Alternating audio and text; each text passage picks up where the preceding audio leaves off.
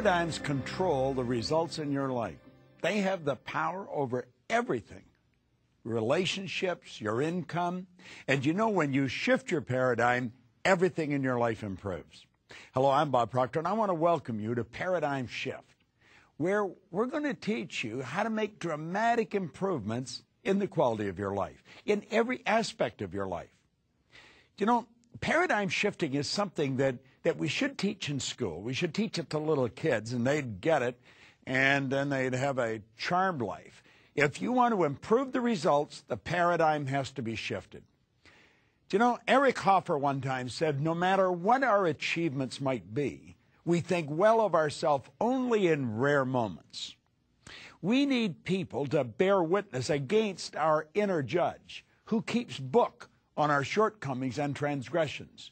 We need people to convince us that we are not as bad as we think we are. You know, Eric Hoffer was a wise man, and I think that he hit the nail right on the head here. Who do you think that inner judge is? You know, that little voice inside that's telling you, you can't do this or you can't do that. You can't do many of the things you say you want to do. Well, I suppose the real secret is figuring out what you want to do and then understand clearly how to get rid of that little voice inside. Now, I don't know as we ever completely get rid of it. I refer to it as the monkeys in our mind that keep talking to us, telling us what we can't do. But I do know this, that we can overpower them. We can take control over the quality of our life. You know, winning and losing have been taught about for, I guess, as far back in recorded history as you can go. And there are some people, they're just winners. You see it, you see what they do. It doesn't matter what they seem to do. You knew kids like this when you were in school. They aced all the exams. Quite frankly, I never liked those kids very well. And for good reason. They made me look worse than I even was. But why is it that some people are always winning and others are always losing? Well, you'll say they're just stupid, but that's not true. That's not true. Do you know that some of the people that are losing are absolutely brilliant? It's true. And some of the people who are winning are not very bright at all. Do you know that there's people who are absolutely brilliant and they're broke? And there's others who are functionally illiterate. They can neither read nor write, but they can sign a check for $1 million. I remember one time at a meeting in Chicago, W. Clement Stone. This was back in 1970, and in 1970, he was the wealthiest man in the United States. He made a lot of grammatical errors when he spoke, but as Earl Nightingale said, he can write a check for $1 billion. Now think about that for a moment. Why is it that someone never goes to school, they're not very polished, and yet they're enormous winners, and other people who they have degrees coming right off the end of their business card, and they just can't seem to make it? Why? Well, you know, most people just set that aside, and they think there isn't an answer to it. Well, I'm going to tell you there is an answer to it. And it's an answer that everyone can understand, and I believe when we understand it, everything in our life starts to change. You see, I was one of those people that was always losing. Didn't matter what I did from the time I was a little kid in school until I was 26. Didn't matter what I did. It just didn't work out right. I was never part of the group that was making it happen. And then all of a sudden, just like that, my whole world started to change, and I started to win. Didn't matter what I did, what I touched, it just seemed to turn to gold. What happened?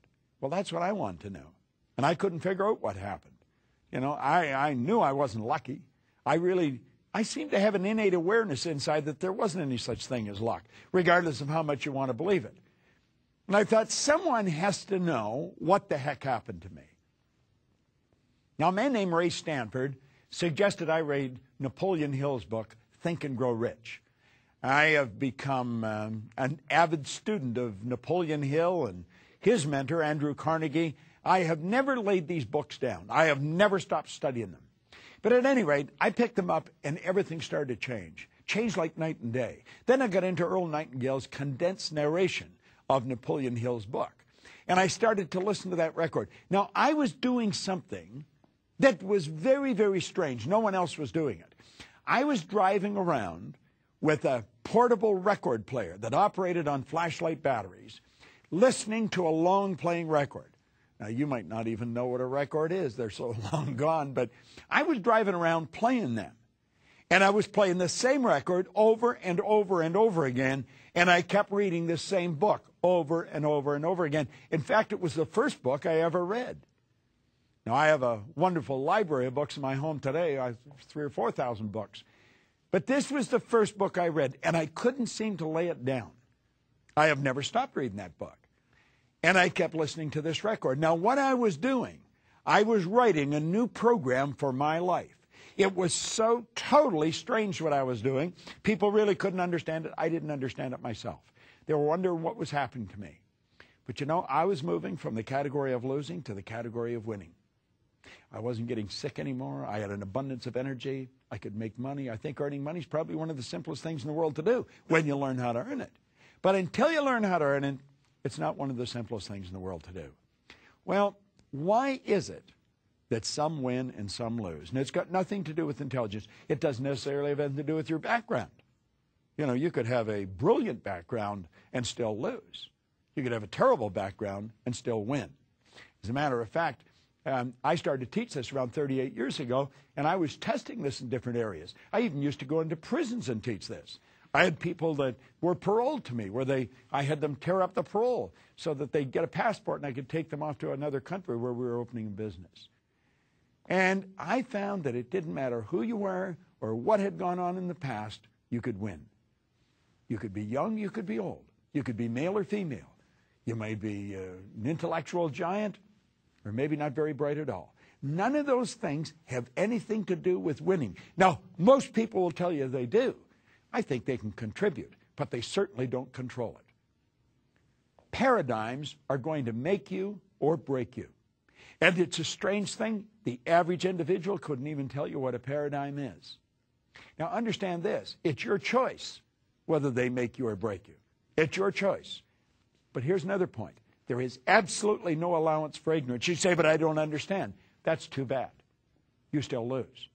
I want you to think of something that not too positive, but a little baby. You hear them falling out of windows and off balconies. The babies don't stay suspended in space until somebody comes along that understands the law of gravity. That law that states anything heavier than air is attracted towards the center of the world. That baby goes down and gets hurt or killed. You'd say, but the baby doesn't understand. It's too bad. There is no allowance for ignorance. Well, there's laws of this universe. The whole universe operates by laws. Dr. Werner von Braun said that the natural laws of this universe are so precise that we don't even have any difficulty today building spaceships. We can send people to the moon, and we can time the landing with the precision of a fraction of a second. He also said these laws must have been set by someone. He said after studying the spectacular mysteries of the universe, he was led into a firm belief in the existence of God. Now, here's a scientist, one of the most brilliant in the world, the father of the space program. Well, you see, God operates by laws. Everything operates in precise order. And you know something? You've got a control mechanism in you, but you were given the ability to control it. That's right. Now, somebody else may have programmed you, but you've got the ability to change it. So it's your choice whether your paradigm makes you or breaks you. You see, I was losing till I was 26. And then all of a sudden I started to do things right and I started winning. Now, what I was doing, I didn't know. People asked me what I was doing, and I really couldn't tell them. Here's another strange thing I've learned. Most people that are highly successful cannot articulate why they are. I was doing a seminar in New York a number of years ago at the Waldorf Astoria. And a man came up to me at the end of the seminar, a great big guy. And he said, you know, he said, I've really enjoyed this. He was in there for 2 or 3 days. He said, I finally understood what I did. And I said, what'd you do? He said, I won the gold medal in the decathlon in the Olympics. The day that he won that medal, he was the greatest athlete in the world, Milt Campbell. Now, he had never understood what he did, but he became the best in the world at what he did. Do you know that you can become the best in the world at what you do? And I'm going to tell you, you're going to do it a lot easier than Milt did it because you can understand it. We're going to go into paradigms. This is a series of programs. We're going into paradigms. I'm going to talk about how they've been built and how they've been changed. And as you go into this, a lot of it's going to seem repetitious, but that's how paradigms are built. That's why repetition is necessary. And we've got to the point we just want to read it once. You're never going to understand it if you read it once. You've got to go over it and over it and over it. I think it was Hubbard said, when you read a good book through the second time, you don't see something you didn't see before. You see something in yourself that wasn't there before. So let's think about this. You've got a control mechanism inside you. It's in your marvelous mind. And it's going to determine whether you win or lose, whether you're struggling to make ends meet or whether you live in abundance. And this information's always been around. It's just that there's only a very select few that have had it. It's almost like a secret. Earl Nightingale called it the strangest secret. He said it was strange because it was a secret, because it's so obvious. Do you know you can go into the most ancient writings there is? You can go into the Upanishads. And in the Upanishads it says, from abundance, he took abundance, and still abundance remained. Now think about that for a moment. Do you know that you're dealing with an infinite source of supply? There's no limit to what you're capable of doing. It is an infinite source of supply. I love the way Troward wrote it. He said, when you're dealing with the infinite, you can never take more than your share. So don't worry about taking too much. You can have all you want. It's what we do with it that makes the difference. You can't hold on to it. You can't keep it. As a matter of fact, if you try and keep it, you'll lose it. It's really a paradox, isn't it? But you know something? If you understand the laws, it's not. If you understand the laws, you'll understand that you're sort of a distributor of this power. You have co-creative abilities. You've got phenomenal powers locked up within you. Now, what are paradigms? You know, we're talking about the paradigm shift. There's a series of shows on it. Well, what are paradigms? Paradigms are nothing but a multitude of habits. You're literally programmed, and it's habits that programs you. You see, you were taught how to tie your shoes. But you weren't taught just once how to tie your shoes. You had to be taught over and over and over. Watch a little boy or a little girl trying to tie their shoes. You'll never see anything more awkward. But you know something? Eventually they get it right. They are very slow and methodical. They're meticulous, but they get it done. And they are so proud. Now, when you and I tie our shoes, we can be talking to somebody and do it, not even paying attention to what we're doing. It's a habit. It's part of the programming. You see, the programming is everything. Now, the programming that we received has been given to us from other people. They're not our ideas. We inherited them. That's why we speak the language we speak. That's why we do the things we do. It's why we treat people the way we treat them. Now, think about this. Everything is programmed into a habit. Your body is like a computer. It's just like a computer terminal. It'll only do what it's programmed to do. If you're trying to do PowerPoint on something that hasn't got a PowerPoint program, you're never going to get it. If you go onto a computer that has power, easily to build the PowerPoints. See, it all has to do with programs. And we have people write programs. We think they're pretty brilliant. They're techies. Well, you know something? You're a techie. You're pretty brilliant. And you can write a program. And you can write the program that's going to give you the life you want. There's nothing complicated about it. Do you know what you have to do? You have to get rid of the old program. That's right. And because you can't put something where something already is. Now, if you're sitting on a chair, understand this. You can't put anything where you and the chair are until you move it. Nature abhors a vacuum. You've got to create a space for the good that you desire. So we've got to create a space for the good that we desire in our life. Now, take a look at what is holding most people back. It's paradigms. They're locked into old paradigms. You could say, what's holding me back? You know, I would imagine you probably work pretty diligently at whatever you're doing. Stop and think of the person that's playing golf. You know, most people that play golf never take lessons. They don't. They go out there and they just figure out that they're going to go and do it. Can you imagine learning how to fly a plane without taking lessons? I don't think so. If I was going to get in a plane that you got in, I would want to go to the very best pilots in the world, and I'd want them to show me how to do it. Why don't we do that with everything? Why don't we do that with earning money? Do you know, I have people come to seminars from all over the world so that we can show them how to earn money. Earning money is easy to do. I believe if you haven't got multiple sources of income, you're missing the mark. You should have more sources of income than you can keep track of. You can hire somebody to keep track of them for you. And then you're earning more money and you can do more things and you can have a more interesting life. But if we're going to learn anything, we're going to have to get somebody to teach us. Now, short of that, I was remembering one time I was teaching a seminar in Indiana, and I said, there's always someone that can do things better than you're doing them. And this man said, there isn't anybody in the world that does what I'm doing better than I do it. And I thought, well, I've got an interesting one here in my hands. And it turned out he was right. He built those remote control model planes. He had the biggest company in the world. He used to take them, he was in Chicago, he used to take them down to Wrigley Field and demonstrate them. You see? Well, I had been reading the night before what to do. Thomas Stroward said that in that case, you go to the font Satirigo, you go to the fountain and source within. I think that's where Bill Gates went. I think that's where the Wright brothers went. I think that's where Edison went. I think that's where Einstein went. And I think that's where you and I should go when we run up against something that we can't solve and there's no one that we can find that can help us fix it. But if we want to learn things, let's get our ego out of the road and let's understand that we've got the intelligence to learn anything we want to learn. But we're going to have to go to a good teacher. Now, I was talking about money a few minutes ago. If you want to learn how to earn money, go to someone that knows how to. Don't go to your next-door neighbor. He probably doesn't know any more than you do. When you watch golfers, you'll see them out there, you know, they're talking to each other. None of them know how to golf.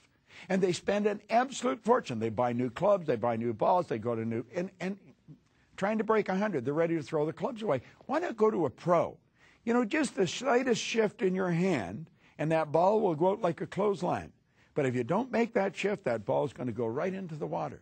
And isn't it strange if you think it's going to go into the water, it'll go in the water? Do you know that the image you hold in your mind controls the chemical makeup of your body? Jack Nicklaus calls that going to the movies. Well, most people are held back in whatever they're doing by old paradigms. Now, yeah, paradigms influence your thinking. They influence my thinking. My paradigm influences my thinking. Yours influence you. Now, if you want to change your way of doing things, you're going to have to override the paradigm, and that's not an easy thing to do, and it can be scary. It can cause a lot of discomfort. Paradigms control what you do. So if you're going to change what you do, you have to make up your mind you're going to override the paradigm.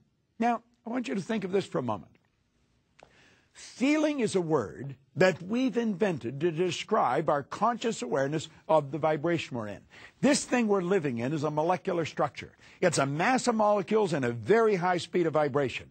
When it's in a positive vibration, we feel good. When it's not in a positive vibration, we feel bad. Positive and negative are a law. It's part of a law of opposites, a law of polarity. Well, what we want to do is we want to feel good. The vibration is controlled by the paradigm. Now, a person can be getting good results and feel pretty comfortable. You can be comfortable getting bad results. As a matter of fact, that's one of the tricky parts of this. If you're going to overcome the paradigm, you've got to do things that cause discomfort. Change the grip on your golf club. I guarantee you're going to feel very awkward. And yet that ball, boom, boom, away it goes. 250, 300 yards. You wonder, how did that happen? It felt so uncomfortable. Whenever you go to change an idea in your paradigm, you're going to set up a foreign vibration, and that causes discomfort. Now, can you change the paradigm? Absolutely, you can change the paradigm. You can change anything. God gave you complete control over your life. Now, you don't do it by yourself. You do it in harmony with God, working with God's laws. Well, how do you do it? Well, I always say there's a simple three-step process to it. Just a simple three-step process. Let's talk on one. You know, as you go to do this, you're going to find that you got to make a written statement in the present tense describing exactly how you're living. Now, that's right. And you may not like the way you're living. You've got to describe all aspects of your life. Leave nothing out. Now, think about this. You don't be reluctant to get down and write some of the negative. There's things you don't like. Don't sweep them under the rug. This is where you've got to take a look exactly like it is. It's like Ray Stanford told me. He says, Bob, you've got to look at it the way it is. I was unhappy, sick, and broke. He made me recognize it. If you don't recognize the problem, you're never going to change it. So you've got to sit down and write out the problem or your life in complete detail, in every detail you can. And then, that's the way it is. Then you take another sheet of paper. On the top of that sheet of paper, put A. Then take another sheet of paper, and the top of it, put B. And now, on the B list, I'm going to suggest that you make a statement, a written statement in the present tense. I always recommend you start by writing, I am so happy and grateful now that. And describe how you want to live, exactly how you want to live. This is going to take a little time. You're not going to do this in 15 minutes. As a matter of fact, you may take a couple of days. You may take a couple of weekends. If you're married, you might want to do it with your spouse. If you have kids, you might want to get the whole family involved in this. I told you this is strange behavior.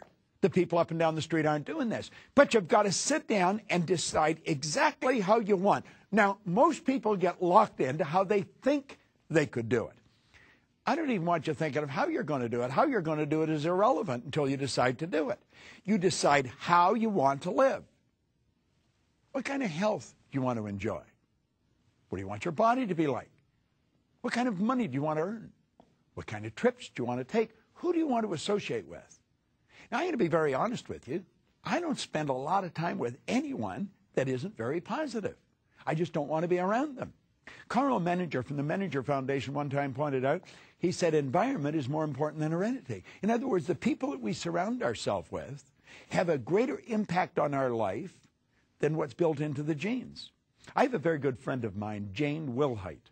You should look her up on the internet. PSI Seminars, PSI Seminars. It's one of the most successful seminar companies in the world. But Jane said one time, she said, I won't mix with anyone that doesn't think I'm special. And I thought, whoa. That's right. She said, I don't want to spend any time mixing with people who don't think I'm special. And then she went on to explain why. She said, if they don't think I'm special, they don't think they're special. She said, I want to mix with people that see the specialness in us. Do you know that we're God's highest form of creation? There's nothing on the planet that'll even come close to you. Well, why would you want to spend time with people that are talking about how bad things are and why they can't do this and why they can't do that? Well, I've come to the point where I don't want to spend time with people like that. Now, I have friends all over the world. I do. I have friends on almost every continent that you can think of. But you know something? They all know how special they are. And so they recognize the specialness in me. And we treat each other that way.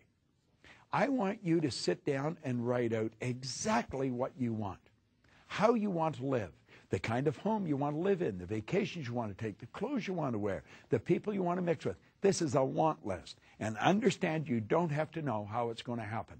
But describe your lifestyle in as much detail as possible. And you're going to find that as you do this, things start to happen. Now, here's the second point. I said there was 3 points, 1, 2, and 3. The second. This is the stumbling block for most people. I want you to sit down and in the present tense, write out your financial situation. Do you know most people don't know what their financial situation is? My wife was a financial planner for a long time and a very good one. She would help people really lay out their finances. In fact, it was one of the reasons that I really loved her so much in the first place, because she showed me how to do it.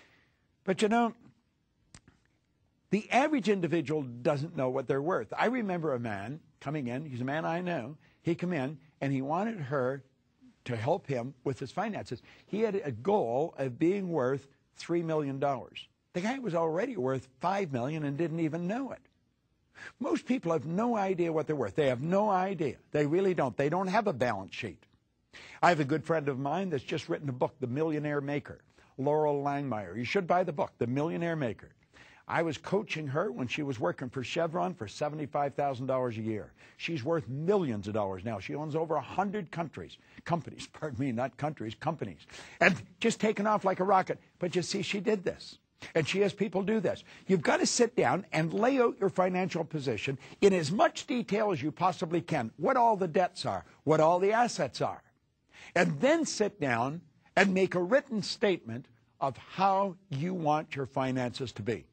Now, the first sheet, marked A. The second one is marked B. Now, when you're writing out the statement, how you want your finances to be, begin there by writing, I am so happy and grateful now that. And put it in as much detail as possible. How much money do you want to have? What do you want to be worth? You see, I think everybody wants to have time and money freedom. Now, what does that mean? That means that you can do whatever you want, whenever you want. You have time freedom. Keep in mind, we've all get the same amount of time. We get all there is. They have time freedom. They can go wherever they want, whenever they want. Now, if you're going to have time freedom, you're very likely going to have money freedom. You're never going to have to ask, how much does something cost? You don't have to get up in the morning and go to work because you need the money. You're earning money whether you're working or not. Your passive income should take care of your lifestyle. And you can do this. You can set it up like this. Anyone can. It's just that most don't. 1% of the population earns 96% of all the money that's being earned. It's so much out of balance, it's almost ridiculous. I want you to make a written statement. I am so happy and grateful now that, and describe your finances in as much detail as you possibly can. Now we're ready for the third step, and it's a rather interesting step. I want you to write and sign and then read the following commitment every day for the next 90 days. Now, I told you this is a little different, but you're going to program your mind. My signature represents my irrevocable commitment to view this program, to read these positive statements, to make a paradigm shift every day for the next 90 days. Write that in present tense and then sign it. Now, what do you do with it? Here you've got a commitment. You're going to read these positive statements every day. You're going to study this paradigm shift program. You've signed it, and you're going to do this for 90 days. Now I'm going to suggest that you take the A's. Remember that? On number 1, the A sheet was how you're living now. All the negatives, everything written into it. And burn them. Take both of them and burn them. Your present financial position and the way you're living. You've got it all written out. You understand it. You know exactly where you are. And then take the B lists and start to read them. And read them over and over and over again. You know, Goethe, the great German philosopher who's really influenced the thinking of the Western world, he said, before you can do something, you first must be it. See, everything that happens outside has got to happen inside first. Now let's review what we've done. We've gained an understanding that we are literally programmed. We're programmed genetically and environmentally. We've taken a look at our life the way it is. We've decided that we are going to be in the winning category of people. We are going to be very selective about the people that we spend our time with. We're not going to spend a lot of time with people that we don't enjoy and that don't enjoy us. So that even we're not thinking, we get the very best thinking coming into our mind. We're going to sit down and write out our lifestyle the way it is now. All the negative aspects mixed in. Health, wealth, relationships, everything. And then we're going to take another sheet, the B sheet, and we're going to put on there exactly how we want to live. And we're going to write it out, I am so happy and grateful now that. We're going to do that with our finances. We're going to write out where we are at financially, and we're going to write out where we want to be. Now burn the A list. Burn it, it's symbolic. Literally burn it and let it go away. And then start reading the positive statement about how you're going to live and your finances. Read it over and over and over again. You're going to find it'll work like clockwork. Stay tuned in and learn more on the paradigm shift of how to take control over your life. It's Bob Proctor. Thank you.